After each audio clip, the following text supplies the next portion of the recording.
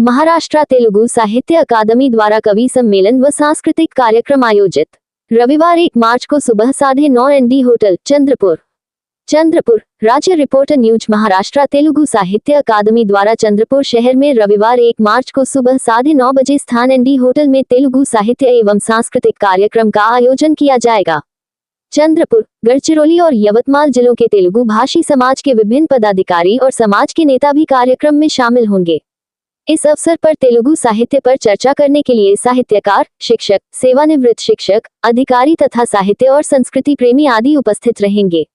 इस अवसर पर परिसर के तेलुगु साहित्यकारों एवं सांस्कृतिक कलाकारों से कार्यक्रम का लाभ उठाने की अपील महाराष्ट्र राज्य तेलुगु साहित्य अकादमी के सह संचालक सचिन निम्बाटकर, एफ.टाम अध्यक्ष जगन बाबू गंजी, अशोक कांटे, महाराष्ट्र राज्य तेलुगु समाज फेडरेशन मुंबई के पदाधिकारी आनंद राव अंगलवार आदि ने की है। నమస్తే, వందే మాతరం.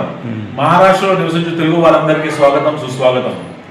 తేదీ 1 మార్చ్ 2026 ఉదయం 9 గంటల నుంచి మధ్యాహ్నం 1 గంట వరకు తెలుగు సాహిత్య గోష్ఠి తర్వాత కల్చరల్ ప్రోగ్రాంకు మీ అందరికీ స్వాగతం. వేదిక ND hotel, Chandrapur.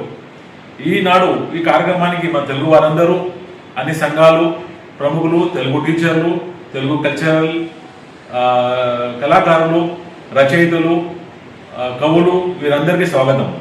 Maharashtra Telugu state సాహిత్య అకాడమీ ఇది ఒక కొత్త డిపార్ట్మెంటు మహారాష్ట్ర గవర్నమెంట్ మన తెలుగు వారి కోసము ఏర్పరిచినారు.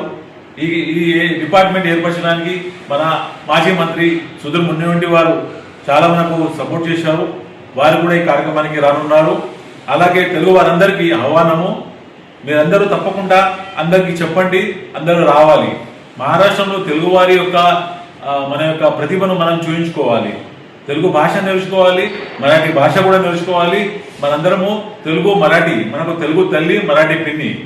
అలాగే ఇటువంటి కార్యక్రమాలు మేము ముంబైలో, షోలాపూర్, భివండి, నవీ ముంబై, పూనా చేశాము. ఇది 7వ కార్యక్రమము. ఇలాగే ఇంకా మనము ఈ కార్యక్రమాలు చేస్తాము.